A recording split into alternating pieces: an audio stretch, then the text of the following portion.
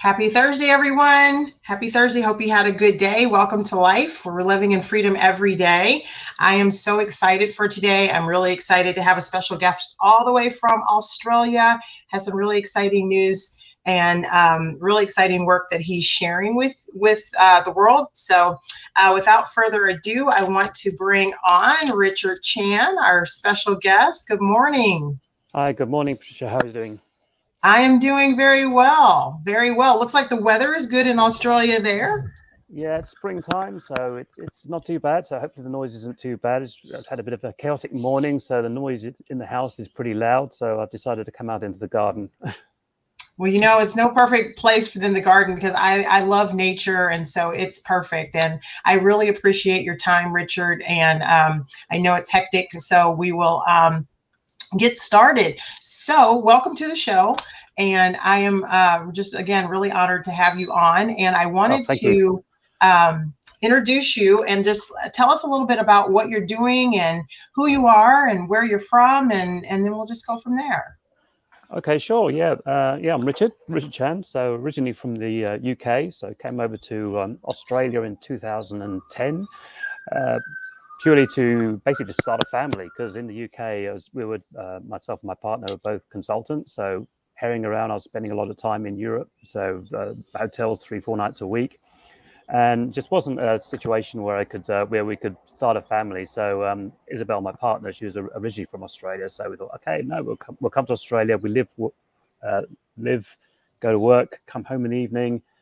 Excellent. So we had some interesting times getting the family started, IVF, surrogacy. So there was a lot of emotional investment and financial investment to actually get my daughter. But ever since then, I've sort of been a really committed dad, and it's sort of I've attended all her school events and things like that. So, but when I attend a lot of her school events, one of the things I've noticed is that I'm one of the few dads that actually go. It seems to be sort of mainly the responsibility of the mother or the grandparents to Mhm. attend. So I just remember one particular time when I was attending my daughter's uh, kinder. I think that's still the same term in the US. Graduation. So it was really Mhm. cute. They had all the jackets and the mortarboard. So really cute to see. And they did all their skits and things like that. And just remember when they got to the end, when they're all queued up and they get issued all their end of year bags, and they all rush off to see who's there. There was just this one kid.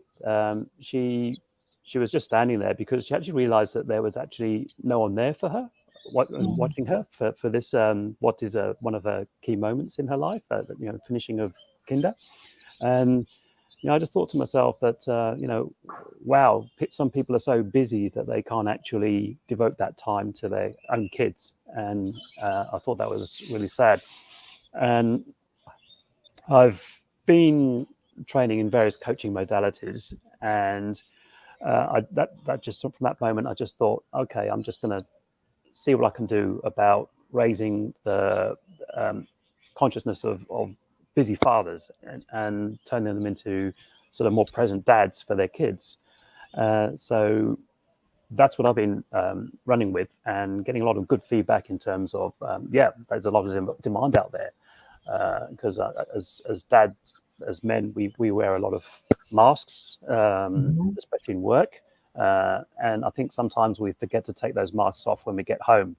And so it's about encouraging busy fathers to sort of just basically be more aware of themselves and to be able to have uh, the awareness of what mask they're wearing, and just basically to be able to come to find their inner child again, and to be Yeah. able to interact with their kids in that sort of special way. So yeah, that's me. Yeah. When we first had chatted and you told me and shared with me that story, it was so powerful because it really hit home because I think that, we become so programmed with, the day-to-day grind of having to do activities. I know you have a really, a hectic job with what you do, and you're very involved with that and your family life is so important to you. And, Yep. for you to to notice, right, that child that was standing alone and to be able to answer that call. How did that make you feel when that really resonated with you of this is something that I can make a difference and make someone's life better and have an understanding, help fathers to have an understanding? I mean, because I just saw the look on the kid's face, and she said, I just promised myself that I would never want to see that look on my daughter's face. So it was, it was heartbreaking. It really was. It just seeing her, just went straight to me, and yeah, I mean, I don't want to judge. I mean, it could be sort of like just a communication issue that happened. One person thought they were going and not, and then the other person thought they were going and not, and no one went. But still, it's just something that will could very well sit with her for going forward. So we all have those points in time that we constantly remember and affect us, and that could well be one for her. So it just seems something that can be so easily forgotten, in sort of like, as you say, in the sort of like the wheel of, the hamster wheel of life that we sometimes get involved with. And it's just a case of being able to sort of step out that and say, no, I'm actually a dad as well as a whatever you do for the living. And it's about sort of being a bit more conscious and having the awareness and the strength to actually go to your employer and say, I've actually got an important event for my kid I want to attend. Can I rearrange my lunch so I'll have a later lunch so I can attend, or I can make the hours up, rather than just assuming that and not asking and saying, oh, I can't go because I've got to do this or that. Because why are we working? We're working for our families, right? So we sometimes get the priorities the wrong way around. Exactly. So what for those dads out there currently that are fathers, and then for the men that are wanting to be fathers and planning for fatherhood, and I know you and your partner have had an incredible journey, with your daughter. What is one of the best pieces of advice that you can give them for maintaining that balance, that work-life balance, but also, as you just said, holding that ground and taking your stand of, this is very important to me. This is a non-negotiable. What have you found have been the best techniques for you and your partner to find that balance, and to realize that, and to keep that importance of and the sanctity of that relationship? Yeah, I mean, there's a lot of questions there. So, in terms of the work-life balance, it's definitely coming home and coming home. So not having that work still in your mind, not going to the study to continue finishing whatever you were doing, especially in this time of COVID where we're working and living at home. So I know, for example, some men actually go for a walk around the block after they finished work, come back, open the door, and now they're home. So actually, no, one person actually drives around the block. They actually drive around the block to go to work, and then they'll get in the car and drive the other way to come back home, just to break that mental cycle. So I think that's important, especially in time when we're living and working in the same house, to break that work life cycle. Otherwise, you'll be working till 8 o'clock in the evening. And to the other point, it's about sort of, I think, not losing that child in you. So still having that playful child expression that you can actually switch into when you're playing with your kid. And also when they come up to you and ask you for some attention, occasionally, I think when we're busy, we just sort of feel like, oh, you're a distraction. You're not.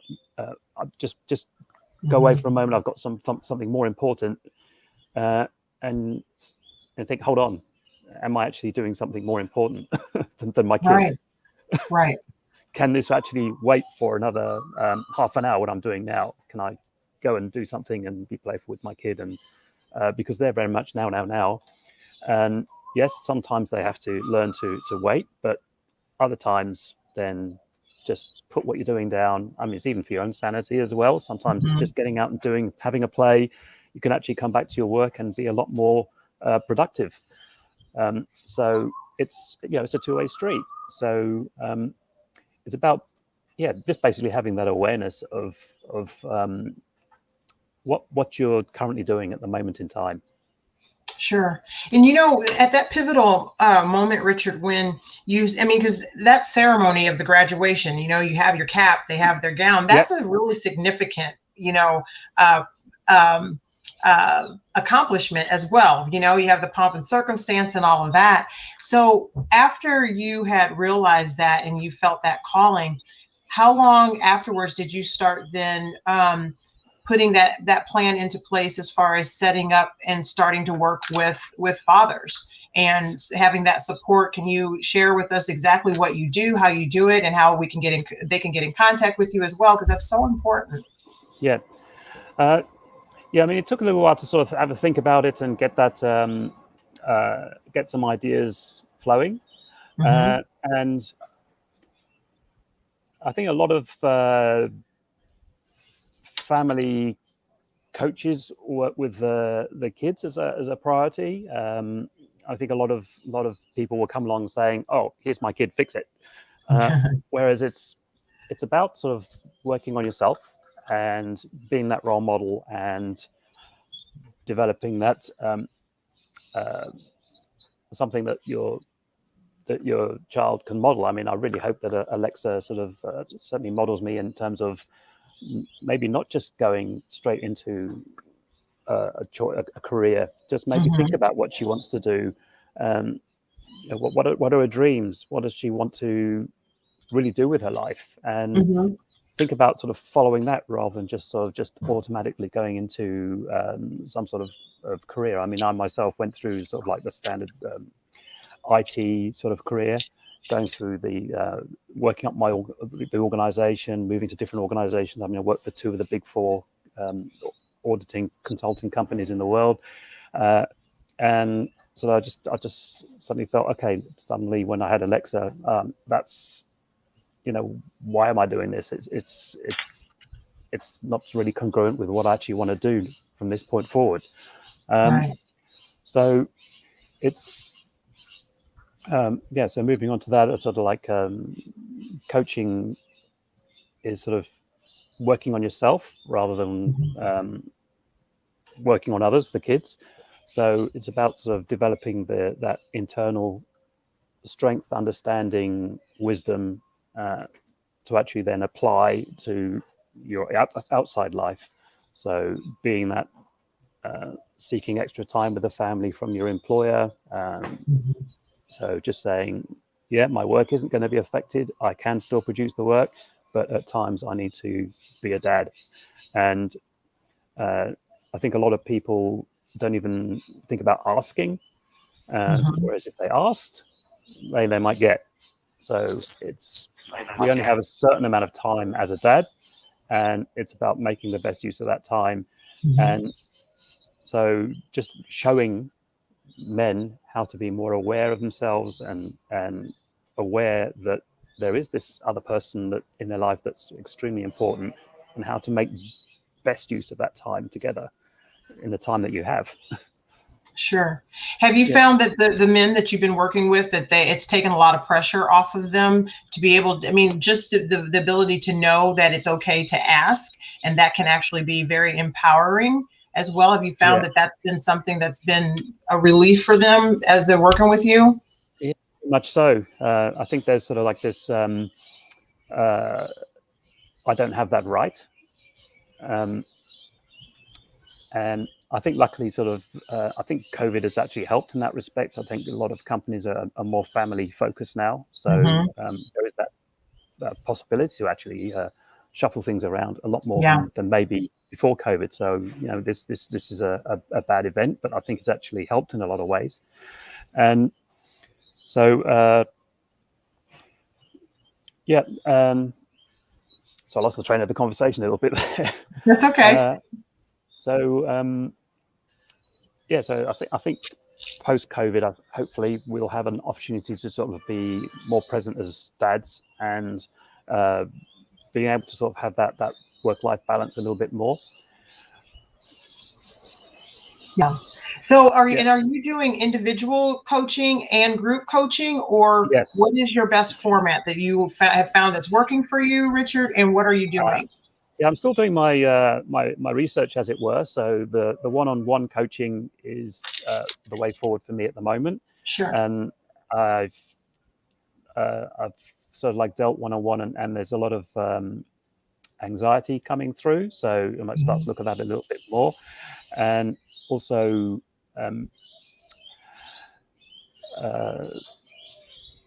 self-belief, and also the awareness of, as I said before, the masks or the hats that we wear. We I think as men, we're sort of like primarily the provider hat. So we're out there to provide, we're out there to earn the money, we're out there to pay the mortgage, make sure the food's on the table, the school fees are paid, holidays are paid. And I think a lot of guys stop there when that's done. So it's about sort of realizing, yes, we have those other steps. We have the child, the magician, it's almost like the tarot cards. You've got all those other things that we are. So it's about having the practice to actually take that provider hat off and put these other ones on and playing with them. So yeah. So what is the best way, because I know that you are you're working today, so I want to be mindful of your time as well. And I do want to reserve the fact, though, Richard, to have you, if you're open to that, to come back on. Sure. And we can explore this more, because I know I really appreciate the time here. But what is the best way that they can reach you do you have a website yet, or just through Messenger? Because I want to make sure that this is so important for dads and fathers that they need someone, and this is a perfect platform to reach out to you. Yeah, I'm setting up a dad's group at the moment. So I think if you search through LinkedIn for Dad's Den, you'll be able to find me. And also Facebook, it's Richard Chan Coaching. So I think if you Google Richard Chan Coaching, you should find certainly Richard Chan Coaching Australia. You'll definitely find me on Google. I've got 5-star reviews there, which is really good, really nice. And also there's richardchancoaching.com. But yeah, Facebook Messenger is the quickest way, I think. So yeah, just find me up on Richard Chan Coaching and join me as a friend. I'd be more than happy to connect with you. Okay. So I just want to put that on there, richardchancoaching.com. And then the other one was Dad's Den. Is that the Dad's Facebook Den group? Yeah. So you can request to join.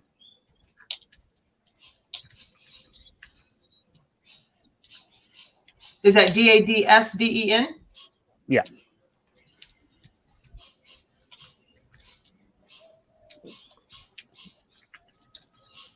Okay, so I want to add that as well, so that anybody that wants to go ahead and join that, you can go to richardchancoaching.com, and then make sure that you join Dad's Den Facebook group that Richard has. It's very powerful, because the work that Richard is doing, I think that we take for granted, and men take for granted.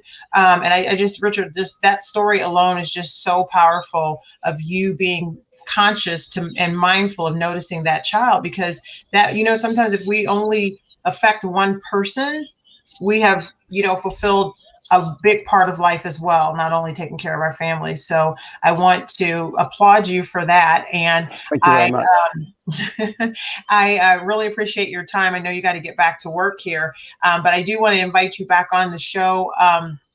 Dad's Den Facebook group. Make sure that you join. Make sure you share this out too, because this is very much needed. And Richard is a fantastic man, and I appreciate. Thank you very much, Patricia.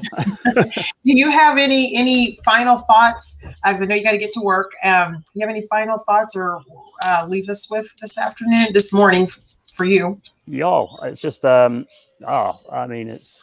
consider being a dad, my greatest calling. I mean, before I was very career driven, but then it could have been my own journey through that IVF and surrogacy. It's a lot harder journey than a lot of other guys do.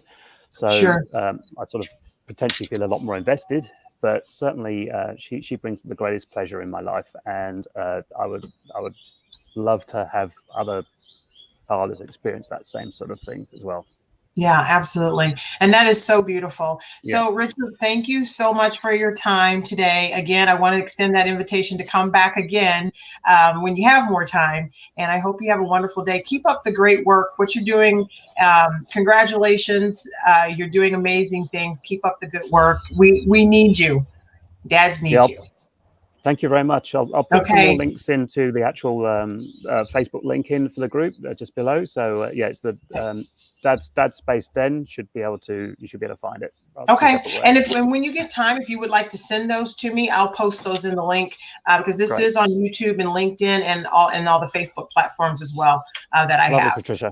Okay. All right. Have a good day. Thank you so much. All right. Hopefully the Australian wildlife wasn't too noisy. I loved it. I love anything nature, so it's perfect. Okay. All right. All right. Have a good day. Okay. You too. Bye-bye. And there you have it, Richard Chin. He's doing just so many amazing things, you know, to be able to be mindful and to notice a child and then to take action. And that's what, you know, we have to do. We have to be mindful, be open, be conscious, because, you know, there's people out there that need help. There's children out there that need help. So I'm just really grateful for Richard's time. Make sure you check out Dad's Den, join that Facebook group, share that out for parents that are looking for support or young men that are looking for support, dads currently that are looking for support. Make sure you check out dadsden.com and then also richardchan.com.